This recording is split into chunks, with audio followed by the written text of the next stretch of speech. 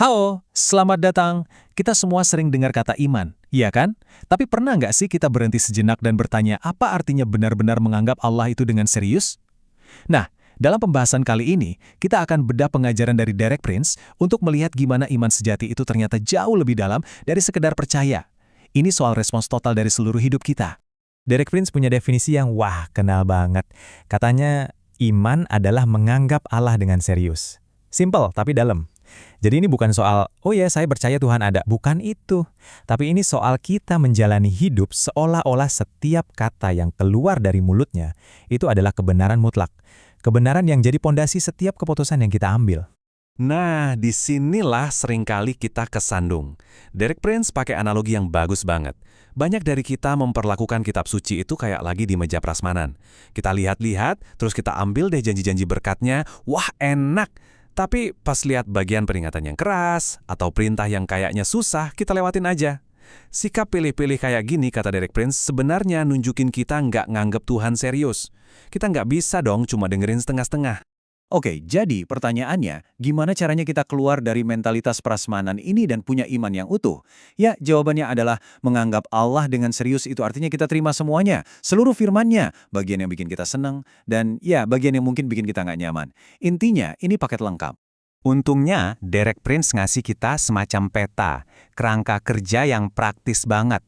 Ada 4 hal utama yang perlu kita perhatikan dari firman Tuhan, yaitu janji-janjinya, perintah-perintahnya, larangan-larangannya, dan yang terakhir, peringatan-peringatannya. Yuk kita kupas satu-satu. Oke, kita mulai dari yang paling kita suka, ya kan? Janji-janji Tuhan. Siapa sih yang nggak suka janji berkat? Tapi Derek Prince ngasih pertanyaan yang nusuk nih. Janji-janji itu sebenarnya buat siapa sih? Apa ini kayak cek kosong yang bisa diisi siapa aja? Jawabannya mungkin bakal bikin kita kaget. Dan jawabannya ada di sini. Di Lukas 14, Yesus ngomong terus terang banget. Janji-janjinya yang paling dalam itu ternyata buat murid-muridnya. Murid yang komit. Dan jadi murid itu ada harganya. Mesti pikul salib, mesti rela lepasin segalanya. Ini bukan soal datang sekali-sekali, tapi soal komitmen total. Ini dia bedanya, dan ini penting banget. Ada anggota gereja, ada murid. Anggota gereja, ya mungkin dia datang tiap minggu. Tapi seorang murid, dia udah serahin seluruh hidupnya. Dia komit ikut Yesus, nggak peduli biayanya apa.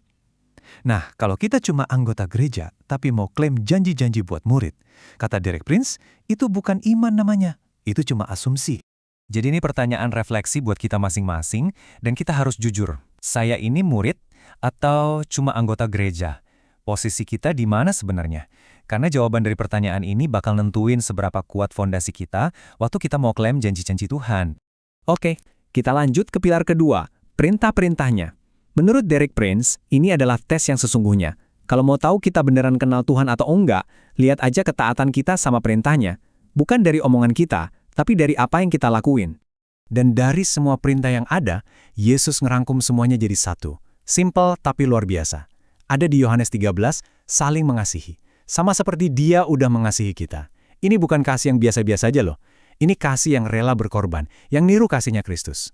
Kata Derek Prince, kalau kita bisa lakuin yang satu ini aja, kita udah ngejalanin seluruh hukum. Karena ujung-ujungnya, ya kasih. Ini lagi-lagi pertanyaan buat kita renungin. Apakah hidup saya, hidup kita, memancarkan kasih Tuhan? Karena pada akhirnya, ini bukan soal checklist aturan yang kita patuhi, tapi soal apakah buah hidup kita itu kasih yang tulus buat sesama? Oke, pilar ketiga. Nah, ini bagian yang sering kali kita agak-agak lupain, yaitu larangan-larangannya. Kalau kita mau serius sama Tuhan, kita juga harus serius sama kata jangannya Dia. Lihat ayat dari 1 Yohanes 2 ini. Pilihannya tegas banget, nggak ada area abu-abu. Kita bisa mengasihi dunia atau kita bisa mengasihi Bapa. Nggak bisa dua-duanya. Dan dunia di sini menurut Derek Prince bukan soal planet bumi ya, tapi ini soal sistem nilai, cara hidup, semua aktivitas yang menolak Tuhan sebagai Raja. Jadi kalau kita mengasihi dunia, artinya kita lagi berpihak sama pemberontakan melawan Tuhan. Keras ya, tapi itu kebenarannya. Dan Derek Prince nggak cuma ngomong, dia ngelakuin. Dia dan istrinya bikin standar yang radikal banget buat hidup mereka. Mereka komit buat nggak nonton atau dengerin hiburan yang nggak murni. Meskipun itu lagi populer, mereka bahkan mutusin buat nggak nyimpen barang apapun di rumah yang nggak memuliakan Yesus.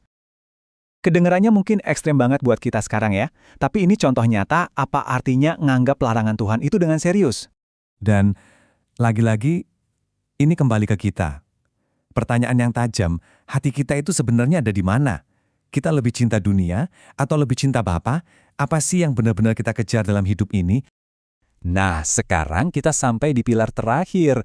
Dan yang satu ini, menurut Derek Prince, mungkin yang paling penting dan mendesak buat kita yang hidup sekarang. Ini adalah sebuah peringatan. Coba deh kita ingat di Matius 24. Waktu murid-murid nanya sama Yesus soal akhir zaman, apa kata pertama yang keluar dari mulutnya? Bukan soal perang atau bencana. Kata pertamanya adalah peringatan waspada, supaya jangan ada orang yang menyesatkan kamu. Derek Prince menekankan banget hal ini. Bahaya terbesar buat kita di akhir zaman ini adalah penyesatan atau penipuan. Terus, penipuan ini datangnya dari mana? Sumbernya jelas dari musuh rohani kita. Dan cara kerjanya licik banget, yaitu lewat tanda-tanda dan mujizat-mujizat palsu. Nah, ini poin yang krusial. Gak semua hal yang kelihatan supranatural itu datangnya dari Tuhan. Kalau kita telan mentah-mentah setiap keajaiban tanpa diuji, kita sama aja kayak buka pintu lebar-lebar buat penipuan masuk. Loh, kok bisa orang tertipu? Jawabannya ada di 2 Tesalonika 2 ini, dan ini jelas banget. Orang tertipu itu bukan karena mereka bodoh atau kurang pintar, sama sekali bukan. Tapi karena mereka tidak menerima dan mengasihi kebenaran. Jadi, ini bukan masalah otak, ini masalah hati. Oke, kalau penipuan adalah bahaya terbesarnya, pasti ada dong pelindungnya, senjatanya apa? Nah, Derek Prince nunjukin dengan jelas apa satu-satunya perlindungan yang kita punya. Dan inilah kuncinya. Satu-satunya benteng pertahanan kita melawan penipuan itu bukan sekedar tahu kebenaran di kepala, tapi punya cinta yang membara pada kebenaran itu. Waktu kita cinta sama kebenaran, kita jadi punya semacam alarm otomatis di dalam diri kita. Alarm yang bakal bunyi setiap kali ada yang palsu datang. Ini adalah komitmen hati yang menempatkan firman Tuhan di atas segalanya. Jadi, ya pada akhirnya, semua kembali ke kita. Tuhan nawarin perlindungan ini ke kita semua. Sebuah cinta yang mendalam akan kebenarannya. Ini adalah undangan untuk benar-benar nganggep Dia dan seluruh firman-Nya dengan sangat-sangat serius. Pertanyaannya sekarang adalah, maukah kita menerimanya? Terima kasih sudah menyimak pembahasan kita kali ini. Semoga ini bisa menantang kita semua untuk nggak cuma sekedar percaya, tapi untuk benar-benar menganggap Allah dengan serius dalam hidup kita. Untuk pengajaran lebih lanjut dari Derek Prince, Anda bisa kunjungi situs resminya